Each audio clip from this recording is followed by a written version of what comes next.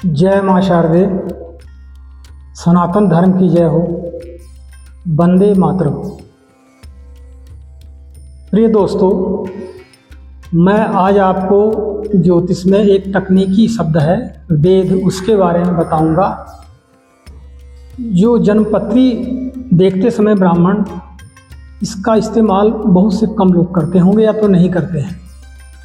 वो देख के बता देते हैं फला ग्रह यहाँ है, सूर्य यहाँ है, चंद्रमा यहाँ है, ग्रह अच्छा है, 7.5 है वगैरह वगैरह। लेकिन वो वेद का जब तक सही तरीके से प्रभाव नहीं देखेंगे तब तक उसका सही फलादेश नहीं आ पाता है और फलादेश गलत होने लगता है। तो मैं आपको ये बताना चाहता हूँ कि वेद एक नाशात्मक प्रभाव लिए होता है। जब कोई ग्रह कहीं बैठा है तो गोचर में घूम करके कोई ग्रह किस राशि पे आता है तो उसके ऊपर वेद लग जाता है। अगर शुभ ग्रह है, अच्छा का फल देने के लिए गोचर में आया हुआ है, तो उसके ऊपर जब वेद लगेगा तो अच्छा फल नहीं देगा। कहने को तो होगा कि अरे हमारा तो बहुत अच्छा है, लेकिन उसको क्षति पहुंचाता है। उसी प्रकार जब कोई ग्रह 7.5 में आ गया है, राहु मंगल पाप ग्रह आ गया है, कहीं ऐसे जगह बैठा हुआ है जहाँ देखने में लग रहा है कि ये तो बहुत घातक है, अब क्या करें। तो ग्रह ऐसा आ गया, 7.5 आ गई, राहु आ गया। लेकिन उसमें ये देखना पड़ेगा कि उसके नाशात्मक भाव में कौन सा ग्रह बैठा है। अगर वो वेद लगा रहा है उस पाप ग्रह के ऊपर, तो वो पाप ग्रह क्षति के बजाय शुभदायक हो जाता है, अच्छा फल देने लगता है। तो मैं सबसे पहले आपको सूर्य ग्रह के भावों से आपको बताऊंगा। मैं ये बताना चाहता हूँ कि सूर्य जब प्रथम भाव में होता है तो मेष राशि पर जो ग्रह आता है, कोई भी वो, चाहे पाप ग्रह हो चाहे शुभ ग्रह हो, उसके ऊपर वेद लग जाता है। माने अगर सूर्य अच्छा फल कर रहा है तो वो अच्छा फल नहीं कर पाएगा, और अगर बुरा फल कर रहा है तो अच्छा फल देने लगेगा।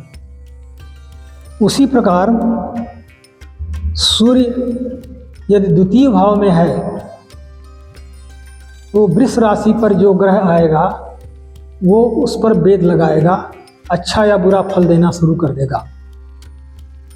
उसी प्रकार अगर सूर्य तीसरे भाव में है तो शनि को छोड़ करके कोई भी ग्रह नवम भाव में आएगा तो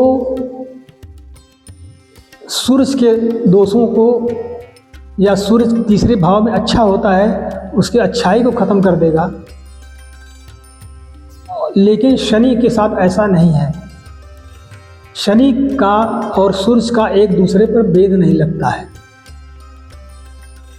और सूर्य का हम चतुर्थ भाव में ले जाते हैं।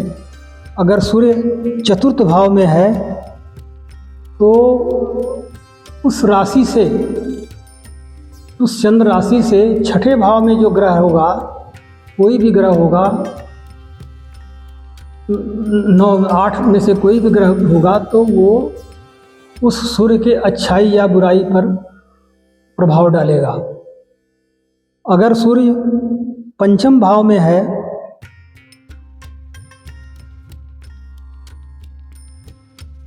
अगर सूर्य चतुर्थ भाव में है तो तीसरे भाव में जो ग्रह जाएगा वो उस पर नाशात्मक प्रभाव डालेगा। अगर सूर्य पंचम भाव में है तो छठे भाव में जो ग्रह जाएगा गोचर में राशि से, तो उसके प्रभाव को अच्छा या बुरा फल पैदा करेगा।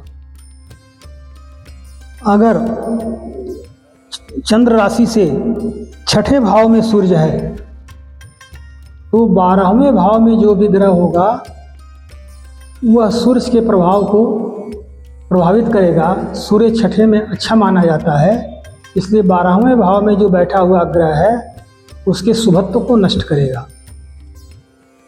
अगर सूर्य सप्तम भाव में बैठा है गोचर बस, तो सप्तम भाव में या 7वें भाव में या सूर्य के साथ जो ग्रह बैठेगा वो सूर्य के प्रभाव को नष्ट करेगा। इस प्रकार से सूर्य भी मांगलिक दोष पैदा करता है। तो अगर सप्तम भाव में सूर्य है, किसी भी राशि पर है और उस पर कोई ग्रह उसके साथ आ गया तो वो दोष को ख़त्म कर देता है। अष्टम भाव, उसी प्रकार सूर्य अगर राशि से अष्टम भाव में है तो वृश्चिक राशि में या वृश्चिक राशि में जो ग्रह होगा वो सूर्य पर नाशात्मक प्रभाव डालेगा। इसी प्रकार जो ग्रह नवम भाव में है, सूर्य अगर नवम भाव में है तो दसम भाव में बैठा हुआ ग्रह उसको नाशात्मक या शुभत्व प्रदान करता है। पुनः सूर्य अगर दसम भाव में है तो चौथे भाव में बैठा हुआ ग्रह उस सूर्य पर नाशात्मक प्रभाव डालेगा। अगर अच्छा है तो नाशात्मक प्रभाव डाल करके उसको शुभ करेगा और शुभ फल दे रहा है तो उसको उल्टा फल प्रदान करेगा। एकादश भाव में चंद्र कुंडली से एकादश भाव में अगर सूर्य जाता है तो पंचम भाव में बैठा हुआ कोई ग्रह उसके प्रभाव को नष्ट करेगा या शुभत्व प्रदान करेगा। उसी प्रकार अगर सूर्य द्वादश भाव में है तो एकादश भाव में बैठा हुआ कोई ग्रह उसको क्षति पहुंचाएगा। 12वां स्थान सूर्य का अच्छा नहीं होता है, इसलिए 11वें भाव में जो ग्रह जाएगा वो सूर्य के लिए नाशात्मक प्रभाव देकर के अच्छा फल प्रदान करना शुरू कर देगा।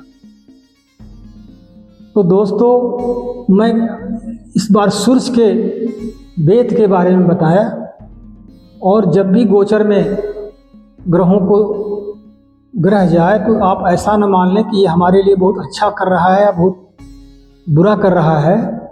उसके वेदात्मक प्रभाव को देख करके ही आप उसको संचालित करें। और मैं आपसे एक चीज़ और प्रार्थना करूंगा कि आप अपने बच्चों को सनातन धर्म की तरफ ले जाएं और उन्हें संस्कृत पढ़ने की प्रेरणा दें। इस प्रकार मैं आपको धन्यवाद प्रेषित करता हूँ। जय मां शारदे।